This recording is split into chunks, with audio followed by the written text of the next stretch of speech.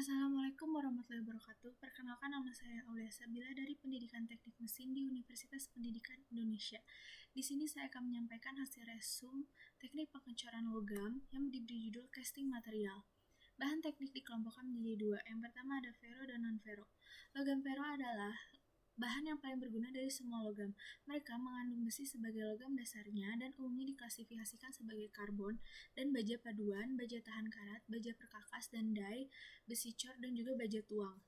Baja mengacu pada paduan besi yang sederhana seperti campuran besi dan karbon, tetapi juga mengandung sejumlah elemen paduan untuk memberikan berbagai sifat. Logam ferro ada dua. Yang pertama ada cast iron dan steel. Yang cast iron mewakili jumlah terbesar dari semua logam tuang dan mereka dapat dengan mudah dituangkan menjadi bentuk yang lebih rumit. Mereka umumnya memiliki beberapa properti seperti ketahanan aus, kekerasan tinggi, dan kemampuan mesin yang baik. Istilah cast iron mengacu pada kelompok paduan. Mereka diklasifikasikan sebagai yang pertama ada gray cast iron. Struktur tersebut menyebabkan permukaan logam berwarna abu-abu bila retak. Karena namanya besi cor abu-abu, penyebaran serpihan grafit menyumbang dua hal yang menarik. Yang pertama, redaman getaran yang baik yang diinginkan pada mesin dan mesin lainnya. Yang kedua, kualitas pelumas internal yang membuat logam tuang dapat dikerjakan dengan mesin. Coran besi cor kelabu memiliki rongga susut yang relatif sedikit dan porositas rendah. Berbagai bentuk gray cast iron adalah ferritic, perlit, dan martensitic. Karena perbedaan strukturnya, setiap jenis memiliki perbedaan properti. Penggunaan umum gray cast iron adalah pada blok mesin, rumah motor listrik, pipa, dan permukaan yang aus untuk mesin. Juga, rendamannya yang tinggi kapasitasnya telah membuat besi abu-abu menjadi bahan untuk alat-alat mesin. Gray cast iron ditentukan oleh sebutan ASTM 2 digit. Yang kedua ada ductile atau nodular iron. Ini adalah besi dengan komposisi besi abu-abu yang diencerkan logam dan diolah secara kimiawi sebelum dituang untuk menyebabkan pembentukan seproid grafit, bukan serpihan. Hal ini menghasilkan besi yang lebih kuat dan lebih ulet sesuai dengan namanya. Aplikasi tersebut termasuk komponen mesin yang membutuhkan kekuatan yang sangat tinggi dan keausan yang baik perlawanannya. Biasanya digunakan untuk suku cadang mesin, rumah, roda gigi, pipa, gulungan, atau rolling mills. Yang ketiga ada white cast iron. Besi tuang ini memiliki lebih sedikit karbon dan silikon dibandingkan besi tuang abu-abu. Dibentuk oleh pendinginan logam cair yang lebih cepat setelah penuangan, sehingga menyebabkan karbon untuk tetap secara kimiawi digabungkan dengan besi dalam bentuk semenit atau Fe3C. Bukan mengendapkan larutan dalam bentuk serpihan, saat retak permukaannya memiliki penampilan kristal putih yang memberi besi namanya. Karena adanya semenit berwarna putih, besi tuang keras dan rapuh, dan ketahanan ausnya yang baik. Karena kekerasan dan ketahanan ausnya yang sangat ekstrim, white cast iron digunakan terutama untuk gulungan untuk rolling mills, sepatu rem kereta api, mobil, dan lapisan dalam mesin untuk memproses bahan abrasif.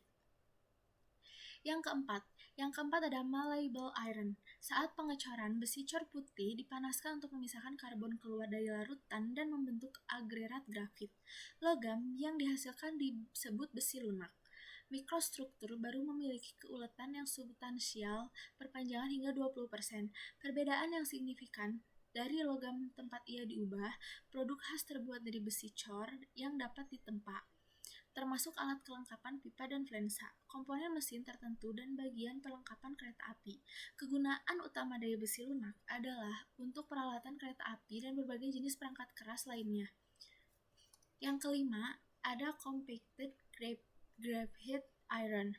Besi grafit kompak atau CGI memiliki sifat antara abu-abu dan ulet. Besi abu-abu memiliki redaman dan konduktivitas termal yang baik, tetapi keuletan rendah, sedangkan besi ulet memiliki redaman dan konduktivitas termal yang buruk, tetapi tinggi kekuatan yang tarik dan ketahanan yang lelah.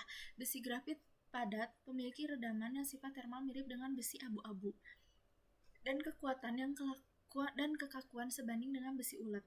Mudah dicor dan memiliki sifat konsisten selama pengecoran, dan kemampuan mesinnya lebih baik daripada besi ulet. Dan yang kedua ada steel. Steel juga ada berbagai macam. Yang pertama ada steel Yang pertama adalah low alloy steel. Baja paduan rendah, paduan besi karbon yang mengandung tambahan elemen paduan. Karena ini, selain itu, baja panduan rendah memiliki sifat mekanik yang lebih unggul daripada baja karbon biasanya. Yang kedua adalah low carbon steel. Aplikasi umumnya adalah suku cadang lembaran logam, mobil, plat baja untuk fabrikasi dan rel kereta api. Baja ini relatif mudah dibentuk. Popularitas mereka di mana kekuatan tinggi tidak diperlukan. Baja tuang biasanya jatuh ke dalam kisaran karbon. Yang ketiga ada medium carbon steel. Kisaran karbon ini adalah 0,2 sampai 0,50% dan ditentukan aplikasi yang membutuhkan kekuatan lebih tinggi daripada baja C rendah. Yang keempat, yang terakhir adalah high carbon steel. Mereka ditentukan untuk aplikasi kekuatan yang lebih tinggi dan di mana kekakuan itu dan kekerasan dibutuhkan. Pegas, alat pemotong dan bilah, serta cuku cadang tahan aus adalah contohnya. Selanjutnya ada non-ferro. Logam non-ferro termasuk unsur logam dan paduannya tidak berdasarkan besi. Yang paling logam rekayasa penting dalam kelompok non-ferrous adalah aluminium, tembaga, magnesium, nikel, titanium, dan seng, dan lain-lain. Meskipun logam non-ferrous sebagai kelompok tidak dapat menandingi kekuatan baja, paduan non-ferrous tertentu memiliki ketahanan korosi dan autorasio kekuatan keberat yang membuatnya kompetitif dengan baja dalam aplikasi dengan tegangan dari sedang hingga tinggi. Sebagai tambahan, banyak logam non-ferrous yang memiliki sifat selain ideal dan untuk aplikasi di mana saja akan sangat tidak cocok. Yang pertama tadi ada aluminium. Aluminium dan magnesium adalah logam ringan dan sering dispesifikasikan dalam bidang teknik aplikasi untuk fitur ini. Kedua unsur tersebut melimpah di bumi, aluminium di darat dan magnesium di laut. Meskipun tidak ada yang dapat dengan mudah diekstraksi dan kondisi alaminya itu sendiri. Paduan aluminium memiliki berbagai sifat mekanik terutama karena berbagai mekanisme pengerasan dan perlakuan panas yang dapat digunakan dengannya. Berbasis aluminium, paduan memiliki banyak aplikasi termasuk penggunaan arsitektur dan dekoratif. Yang kedua ada magnesium. Magnesium atau Mg adalah logam struktural yang paling ringan. Magnesium dan paduannya tersedia baik dalam bentuk tempa maupun bentuk cor. Relatif mudah untuk dikerjakan. Yang ketiga ada koper atau tembaga. Meski agak mahal, tembaga ini adalah paduan berbahan dasar tembaga yang punya keuntungan dari konduktivitas listrik termal yang baik, ketahanan korosi dan tidak beracun, serta sifat keausan yang sesuai dengan bahan bantalannya. Berbagai macam paduan berbasis tembaga tersedia termasuk kuningan, perunggu, aluminium, fosfor, perunggu, dan perunggu timah. Yang keempat ada nikel. Nikel atau Ni mirip dengan besi dalam banyak hal. Ini bersifat magnetis dan modulus elastisitasnya hampir sama dengan besi dan baja, namun itu jauh lebih banyak korosi tahan, dan sifat suhu yang tinggi dari panduannya umumnya lebih unggul, karena karakteristiknya tahan korosi itu banyak digunakan sebagai elemen paduan pada baja. Yang kelima ada titanium. Titanium merupakan sifat yang cukup melimpah, merupakan sekitar 1% dari kerak bumi, atau aluminium yang paling melimpah sekitar 8%.